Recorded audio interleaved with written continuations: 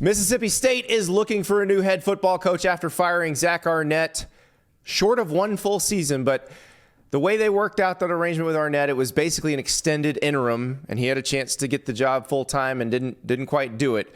$4.5 million buyout with an offset. Zach Arnett will be a very in-demand defensive coordinator, so it might be that Mississippi State doesn't have to pay very much of the $1.5 million a year it owes Zach Arnett over the next 3 years. So that's a long way of saying they got some money to spend, and they're going to have their options when it comes to finding their next head coach. There's some good group of 5 head coach options, a couple interesting coordinators, and also a former Mississippi State head coach who is hanging out there on television who's been very good at the job. Let's start there. You have to call Dan Mullen, don't you? Dan Mullen was 69-46 in 9 seasons at Mississippi State before leaving for Florida. He had them number 1 in the first college football playoff ranking in 2014.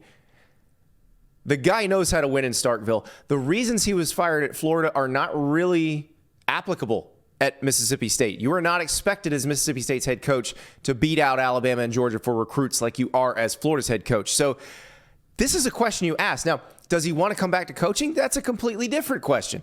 Dan Mullen's been awesome on TV, so I don't know if this is something that he'd want to plunge back into. But if you're Zach Selman, the first-year AD at Mississippi State, I think you at least make the call just to figure out, hey, are you interested? But that said, there's some sitting head coaches that would be very good for this job.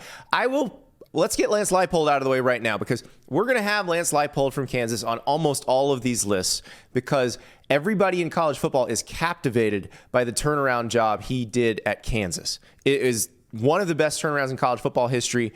He won at Wisconsin-Whitewater, 6 national titles in Division III. He turned around Buffalo. He's turned around Kansas. The guy can probably win anywhere, which is why we put him on the Texas A&M list, which is why he's on the Michigan State list, and also why I think Kansas is going to try to back up the truck to keep him. But if you're Mississippi State, you at least try to find out if he's interested. Now let's move on to some guys that they'll try to find out they're interested and find out they are definitely interested. John Sumrall, the Troy head coach.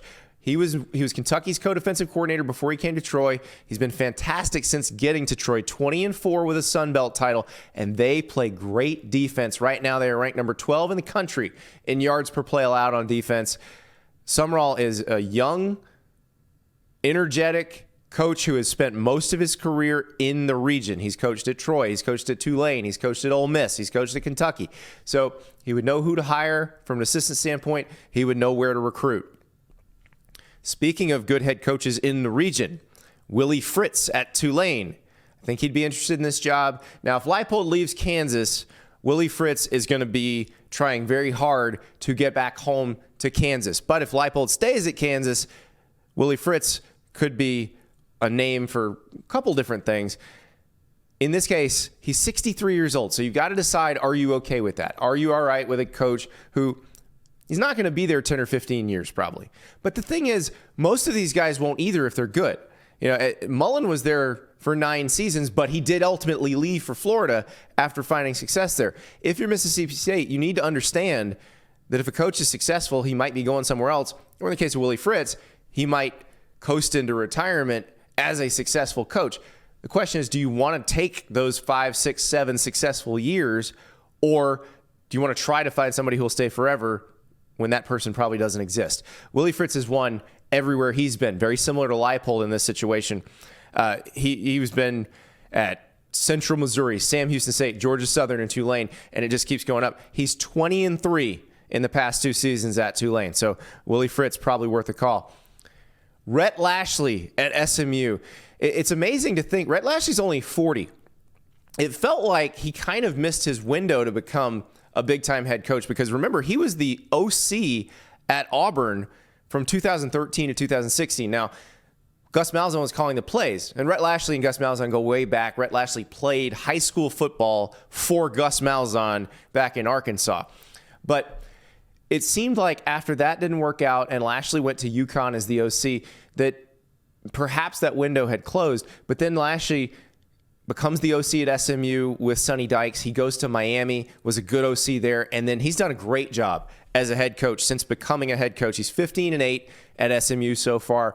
This is a guy who knows the area very well. He's been in Arkansas. He's been at Auburn. He understands this region of the country very well. Rett Lashley, I think, would be an excellent choice for this job. Another guy who's won everywhere, but is also pretty young, Jamey Chadwell at Liberty. So he's won at North Greenville. He's won at Charleston Southern. He's won big at Coastal Carolina, and he's 10-0 in his first season at Liberty. Now, you're asking, why hasn't Jamey Chadwell become a Power 5 head coach yet? The reason is what I just said, that resume. It's great, but he also didn't do the Power 5 assistant coach thing, so he's never actually had to recruit at the Power 5 level. Now, I would argue if you look at Fritz and you look at, now Fritz hadn't been Power 5, but he's been good at every level. Look at Lippold, who is in the Power 5. I think people who win just win. So Jamey Chadwell, I would imagine, would continue to be successful no matter what level you put him at. And the recruiting piece he'd figure out. But the question here is, would he leave Liberty after just 1 year? And the other piece of this is Liberty can pay much more than programs that size can. So that's a place where they actually could make him a pretty good offer to stay. If this is not the dream job, then he might stay. But listen, this is a good SEC job, and those don't come open every day. So Jamey Chadwell, possibly. Manny Diaz, Penn State defensive coordinator. He's been Mississippi State's defensive coordinator twice under Dan Mullen. Successful both times there. The thing with Manny Diaz, if you look at him as a defensive coordinator, he's been great when he's been able to get elite superstar athletes. When the athletes have not been as great, they haven't been as good. He's got really good ones at Penn State right now. He had great ones at Mississippi State. And that's the thing about Mississippi State. Even though they don't draw tons of 5 stars, they can get guys out of Mississippi who are under-recruited or out of the JUCO system in Mississippi who wind up being NFL first-rounders. You're going to have elite talent on that defense most of the time if you know what you're doing. And Manny Diaz definitely knows what he's doing at Mississippi State. And I think also if you look at Mario Cristobal's first couple of seasons at Miami, you maybe reevaluate how you feel about Manny Diaz's performance at Miami. It may just be a pretty hard place to win. And Manny Diaz was actually doing a decent job. So that's one from the coordinator ranks that should be considered for this job. Another one from the coordinator ranks, another youngster, 33-year-old Georgia defensive coordinator Glenn Schumann. Everybody looking for the next Dan Lanning. This is the guy you're probably looking for. Glenn Schumann went to Alabama as an undergrad, not to play football, but to learn how to be a coach. Age 24, he was Alabama's director of operations. He was one of Kirby Smart's first hires when Kirby Smart left Alabama as DC to become Georgia's head coach.